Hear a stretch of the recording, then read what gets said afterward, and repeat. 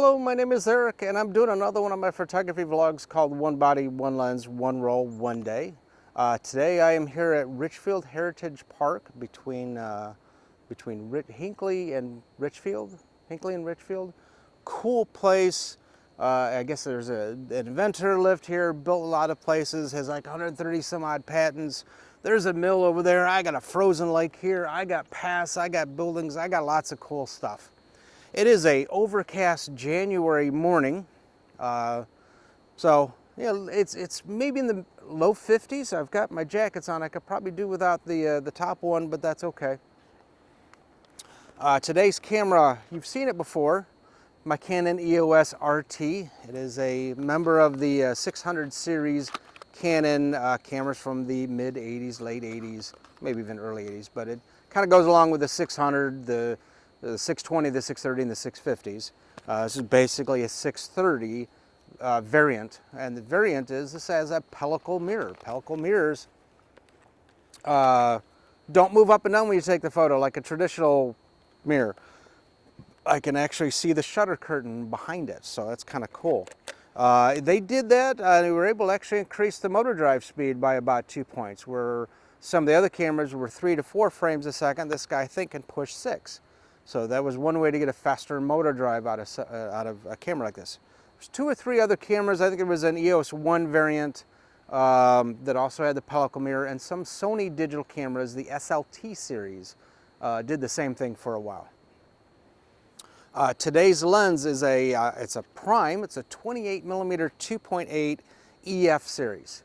So this is one of their standard levels. They went EF, ultrasonic, the USMs, and then the L series, the pro stuff. This is an EF, but it's a little different. A lot of EF lenses have plastic lens mounts. This actually has a metal lens mount. I actually do like this one. Now it's a 28 wide, so I'm probably get some cool landscape stuff. Today's film, some Konica Super SR 100 that expired in 1994. So this is about 30 years out of date. So I'm gonna override the ISO a little bit. Put that right there. And see what I can get, but hopefully the 2.8 lens helps me out. So I'm gonna stick my roll of film in here. This camera does read DX code, so I will have to override the ISO. Most cameras you can override. A few can't. There's few that can't. If you've got exposure compensation, you can go +2. In this case, maybe +3, and that would be shooting equivalent. Because any DX camera, if they can't read the DX code, automatically defaults to 100, which is what the film speed is for this, but now you need to correct for it. Okay, so my ISO is 100, so I'm going to take it down to 25. So that's a 2-stop variant. So I'm hoping that's all I get, and I'm going to put this thing in an automatic mode. And let me see what I can get. So very responsive. This does have an RT mode in it. RT mode, what that basically does, I'm sure it does a few other things, but what it did for me earlier is right before I shot the photo, push the shutter button down halfway, have it autofocus. It would actually stop down the lens so you could see your depth also. So it was kind of a cool thing. Does add a slight delay to everything, but if you're doing landscape type stuff, you're good. If you're doing event stuff, just put it in the normal automatic mode like I just did and rock it that way. All right, path that way, picnic area that way. I got the lake, I got buildings, I got the mill. I'll be right back. All right, nice cold breeze. Almost lost my hat there.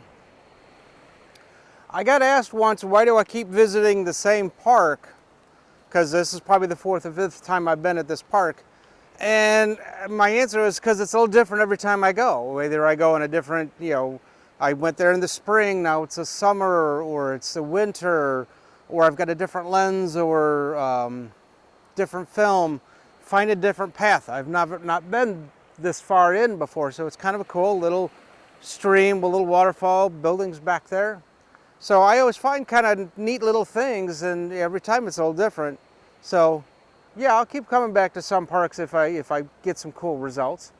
Or if I get a bad roll, then I might even go back again and try to reshoot it and say, you know what, hey, you know, that roll was so far gone, expired, that I didn't get much out of it. All right, I got a little stream of the waterfall going on. Let me see what I can get.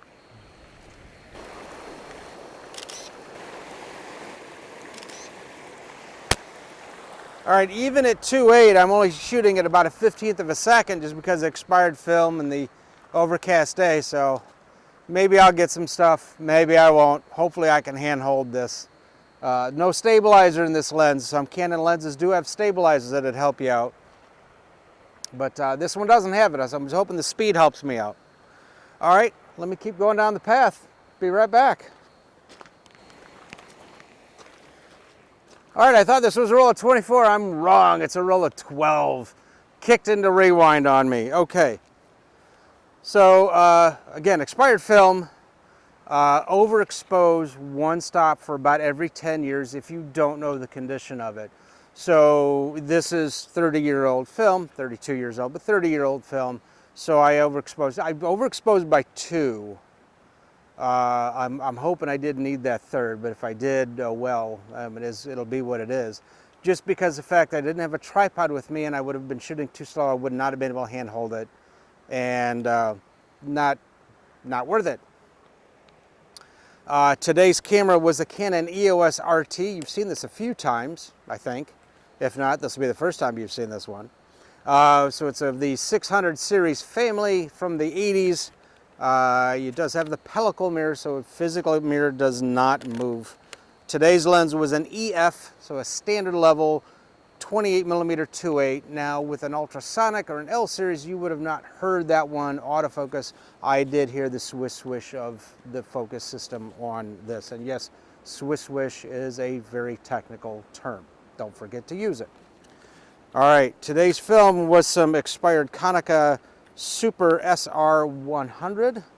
Got in a batch on eBay, got some mixed results, just shooting it up, and we'll go from there. All right, if I get photos, feel free to give them a thumbs up. Feel free to comment on your experience with Konica film or Canon EF series bodies, or even primes. I mean, it doesn't have to be a 28 prime. Could be the 35, could be the 50. There was an 85. That'd be a cool one to use one of these days. The 85-1.8 was a nice one. Feel free to subscribe as new episodes try to come out about every Friday and every Saturday. I do special episodes every now and then. I did one on how to clean the stickiness on certain cameras. They get really sticky. Go watch that episode if your camera's got stickies and how to get rid of that. Alrighty, I'll catch you next episode. Thanks for watching.